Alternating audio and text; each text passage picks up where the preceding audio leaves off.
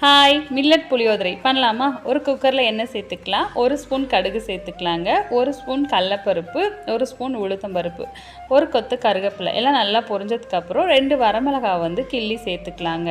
அது நல்லா பொரிஞ்சதுக்கப்புறம் ஒரு 10 பல் பூண்டை போட்டு நல்லா எண்ணெயில் பொரிஞ்சதுக்கப்புறம் பெருங்காயத்தூள் சேர்த்துக்கலாங்க.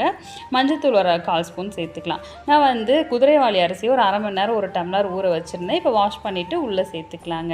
அதுக்கப்புறம் புளியோதரை பொடி வந்து 1 ஸ்பூன் சேர்க்குறேன். நான் ஆல்ரெடி அரைச்சி வச்சுருக்கீங்க, இல்லைனா நீங்கள் குழம்பு மிளகாய் பொடி 1 ஸ்பூன் சேர்த்துக்கலாம். இப்போ லெமன் சைஸ் புளி வந்து ஊற வச்சுருந்தோங்க, அந்த புளி கரைச்சல் கொஞ்சம் உள்ள கெட்டியாக சேர்த்துக்கலாம்.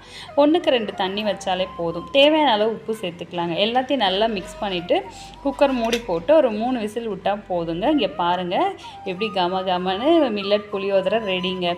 செம்ம டேஸ்ட்டாக சூப்பராக இருக்குங்க. ஒரே மாதிரி சாப்பிட்டு அழுத்து போச்சுன்னா இது வாய்க்கு நல்லா இதமாக இருக்குங்க. கண்டிப்பாக ட்ரை பண்ணுங்கள். மில்லட் ரொம்ப நல்லதுங்க.